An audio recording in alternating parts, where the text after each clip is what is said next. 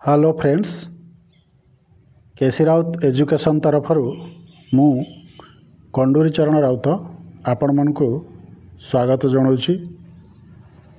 पुस्तक समीक्षा क्रम रे आज अच्छी से नीलाभ ओठ पुस्तकटी। यह एक कविता पुस्तक एवं ए कविता पुस्तक रचयिता होउछंती बौद्धर विशिष्ट कवि किशोर मिश्र एवं समीक्षाटी प्रकाशित होईछि दैनिक खबर कागज सुदेशनार 8 अक्टोबर 2025 बुधवार दिन। ताल चलतु शुणा समीक्षाटी। सेई नीलाभ ओठ भक्ति श्रृंगारर नील सम्मोहन। पुस्तकटी कविंक 10म कविता संकलन। उत्तर आधुनिक ओडिया कविता क्षेत्र में किशोर मिश्र एक स्वतंत्र उच्चारण उच्चतर चेतनार महनीय शिल्पी। निरलस साधना और गभीर अंतर्दृष्टि तांकर स्रष्टा मानस को मार्जित व्यंजित करिछि। निज निशब्दता को से सजाई दे पारंती सार्थक शब्दमयतारे। नाना रंगरे चित्रित कर दे पारंती बहु विचित्रता को। तेणु तांको कविता कविता नुहे, तांको व्यापक जीवनर मनमय शब्दर अपूर्व झंकार। प्रचुर प्रेमानुभव तथा आशातीत ममत्वबोध को नहीं रचना करिछंती तांकर कविता संकलन सेई नीलाभ ओठ। कृष्णक नील ओठ जड़े भक्तंक पई अमृतर संगीत परी। सही ओठरे एक दिव्य स्निग्धता और प्रेमर आभा झरी थाए। जेतेबेले बंशी से ओठ स्पर्श करे सारा प्रकृति विह्वल होई सही सुररे भासी जाए।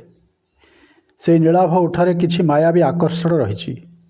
गोपी माने से नील ओठर आकर्षण रे आपणार हृदय को समर्पण कर दैतांती तांको पाद तले।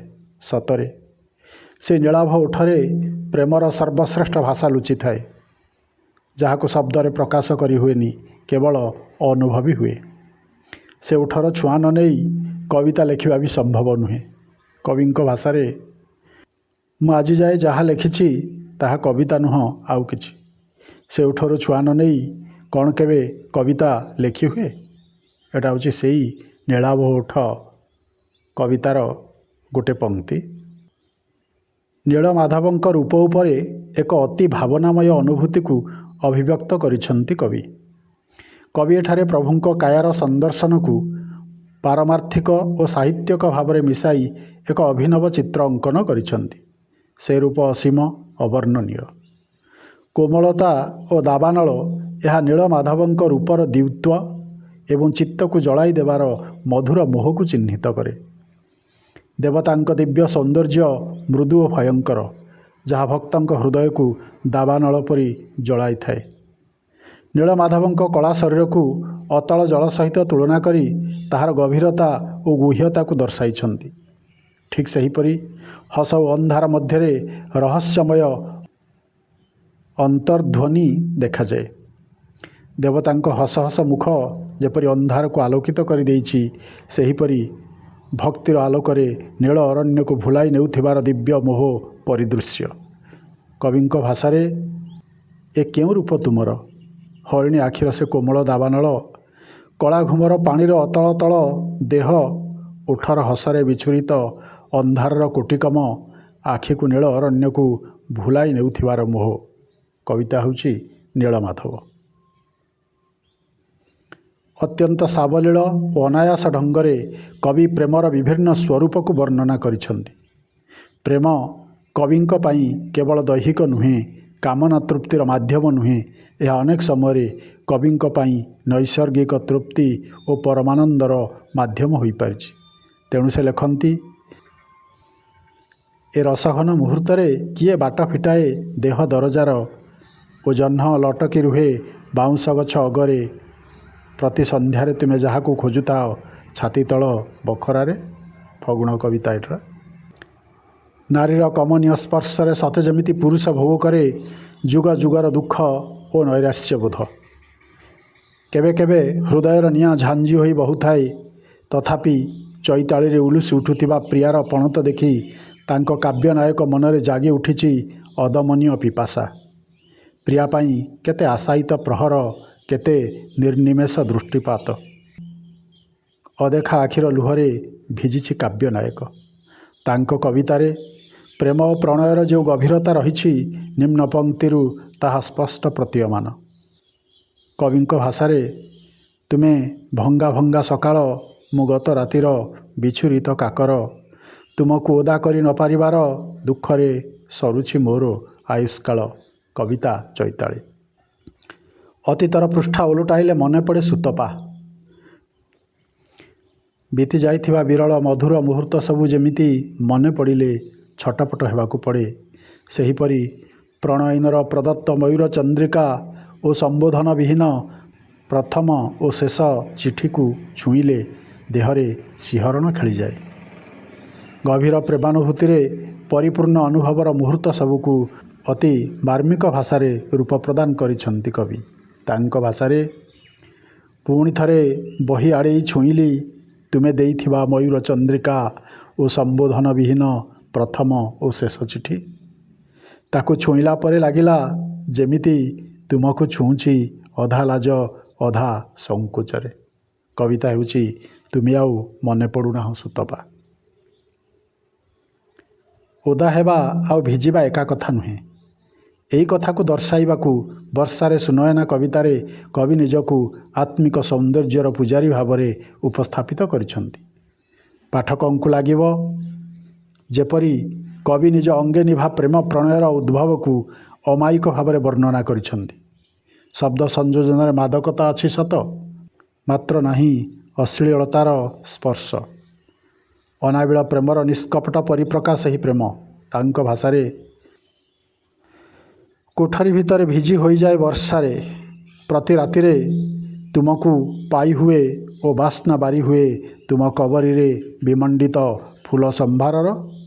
ଖୋଲି ହୁଏ ପରସ୍ତ ପରେ ପରସ୍ତ, ଚମ ହାଡ଼ ମାଂସ ଆଖିରେ ଉଲଗ୍ନ କରି ହୁଏ ତୁମକୁ ବାରମ୍ବାର, ଆଖିରେ ଉଲଗ୍ନ କରି ହୁଏ ତୁମକୁ ବାରମ୍ବାର। କବିତା ବର୍ଷାରେ ସୁନୟନା। ପ୍ରକୃତିର ସୃଜନାତ୍ମକ ଭାବନା ସହ ଫୁଲବାଣୀ ଶୀତ କବିତାରେ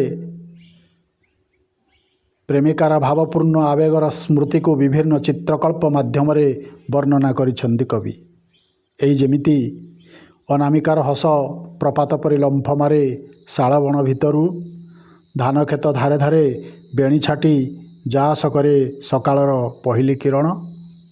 ଫୁଲବାଣୀ ତୁମେ ସେମିତି ପ୍ରଗଳ୍ଭା ଥାଅ ପ୍ରଥମ ବର୍ଷର କଲେଜ ଛାତ୍ରୀ ପରି ମୋ ଛାତିର କ୍ୟାମ୍ପସରେ। କବିତାର ନାଁ ଫୁଲବାଣୀ ଶୀତ। କବି ନିଜ କାବ୍ୟ ନାୟିକାକୁ ହୃଦୟବେଦୀରେ ଅଧିଷ୍ଠିତ କରିବାର ପ୍ରବଳ ଆକାଂକ୍ଷା ଅନେକ କବିତାର ଛତ୍ରେ ଛତ୍ରେ ମର୍ମରିତ। ରଙ୍ଗଶାଳା କବିତାରେ ଶୃଙ୍ଗାରିକ ଭାବ ଏକ ନାନ୍ଦନିକ ସ୍ତରକୁ ଉନ୍ନୀତ ହୋଇଛି ଓ ପ୍ରଣୟ ପ୍ରେମରେ ରୂପାନ୍ତରିତ ହୋଇଛି। ଏ ପ୍ରେମ ଅତ୍ୟନ୍ତ ମିଳନ ଆକାଂକ୍ଷା କେନ୍ଦ୍ରିକ। ତାଙ୍କ କବିତାରେ ଏହା ସ୍ପଷ୍ଟ ଜଣାପଡ଼େ। ମୋତେ ଅନୁମତି ଦିଅ ଚୁମିବାକୁ ଥରେ ତୁମ ଓଠକୁ ଓ ଶୋଷି ନେବାକୁ ସବୁ ଗରଳ ତୁମ ନାଭିବିନ୍ଦୁରୁ। ମୋ ହୃତ୍ପିଣ୍ଡକୁ ଥରେ ଭେଦ କରୁ ତୁମ ଆୟତ ଆଖିର ତୀର, ସବୁ ପ୍ରେମିକମାନଙ୍କ ହୃତ୍ସ୍ପନ୍ଦନ ଅଟକି ଯାଉ ସେଇଠି। କବିତା ରଙ୍ଗଶାଳା। ତାଙ୍କ କଲେଜ ଜୀବନର ସହପାଠିନୀ ତାଙ୍କ ଜୀବନରେ ଆସିନାହିଁ ବୋଲି ତ ଜହ୍ନର ଦେହରୁ ଝରୁନି ଜ୍ୟୋତ୍ସ୍ନା। ଫଗୁଣ ଖେଳୁନି ରଙ୍ଗ ଅବିର, ତଥାପି ତାର ସରଳ ପ୍ରସାଧନ, ହଳଦୀ ବସନ୍ତ ପରି ପୋଷାକ ଏବଂ ପବନରେ ଫୁର ଫୁର ଉଡ଼ୁଥିବା କେଶ କବିଙ୍କୁ ଆପଣାର ଲାଗେ। ତେଣୁ କଲେଜ ଜୀବନର ସ୍ମୃତିକୁ ଉଖାରିବାକୁ ଯାଇ ସେ ଲେଖନ୍ତି, ବୀଣା, ରାଣୀ, ପ୍ରଣୟିନୀ ଓ ରାନୁ ମହାନ୍ତିଙ୍କ ଠାରୁ ତୁମେ ଖୁବ୍ ଅଲଗା। ପ୍ରସାଧନର ସରଳତାରେ ଓ ମନ ଜିଣିବାରେ। ସାଲୁଙ୍କି ପରି ଗୋଟାଏ ଫାଜିଲ ନଈ ତୁମ ଭିତରେ ବହୁଥାଏ ବର୍ଷ ବର୍ଷ ଧରି ଗୋପନ ସନ୍ତ୍ରାସରେ। ତୁମ ପାହାଡ଼ ଚୂଡ଼ାର ସେ ହଷ୍ଟେଲକୁ ଘୋଡ଼ାଇ ରଖୁଥାଏ କୁହୁଡ଼ି ଶୀତ ସକାଳରେ ଓ ତୁମେ ଅପହଞ୍ଚ ଅପହଞ୍ଚ ଲାଗ କେବେ କେବେ। କବିତା ସହପାଠିନୀ। ସେ ସହପାଠିନୀ ହେଉ କି ତାଙ୍କ କାବ୍ୟ ନାୟିକା ସୁନୟନା, ସୁତପା, ଦେବୀ, ଈଶ୍ୱରୀ, ନୀଳାଞ୍ଜନା, ଚିତ୍ରାଙ୍ଗଦା, ରାଜଜେମା କିମ୍ବା ରଶ୍ମିରେଖା।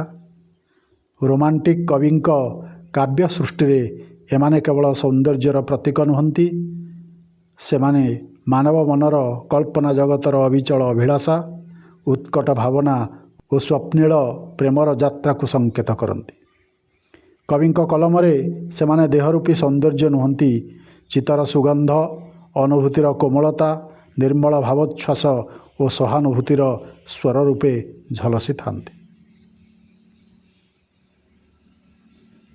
କିଶୋର ମିଶ୍ରଙ୍କ କବିତାରେ ପ୍ରଣୟର ଏକ ସ୍ୱାଦିତ ରୂପ ବ୍ୟତୀତ ପ୍ରକୃତି ସହିତ ଏକ ଆତ୍ମୀୟତାର ସ୍ୱର ବିଭବ ଫୁଟି ଉଠିଛି। ଏହା ବ୍ୟତୀତ ଚିତ୍ରକଳ୍ପ ଓ ବିମ୍ବମାନଙ୍କର ପ୍ରୟୋଗ କବିତାକୁ ଅଧିକ ରସସିକ୍ତ କରିଛି। ସର୍ବୋପରି ଏକ ପ୍ରେମିକର ଦୃଷ୍ଟିଭଙ୍ଗୀ ନେଇ ପରିକଳ୍ପିତ ସେହି ନୀଳାଭ ଉଠ କବିଙ୍କର ଏକ ନିଆରା କବିତା ସଂକଳନ। ଏହା ପାଠକ ମହଲରେ ନିଶ୍ଚୟ ଆଦୃତ ହେବ, ଏଥିରେ ସନ୍ଦେହ ନାହିଁ। ମୁଁ ଆଶା କରୁଛି ପୁସ୍ତକ ସମୀକ୍ଷାଟି ନିଶ୍ଚିତ ଭାବରେ ଆପଣମାନଙ୍କୁ ଭଲ ଲାଗିଥିବ ଏବଂ ଯଦି ଏହି ଆଲୋଚନାଟି ଆପଣମାନଙ୍କୁ ଭଲ ଲାଗିଥାଏ ଏବଂ ମୋ ଚ୍ୟାନେଲରେ ନୂଆ ତାହେଲେ ସବସ୍କ୍ରାଇବ୍ କରିବାକୁ ଭୁଲିବେ ନାହିଁ।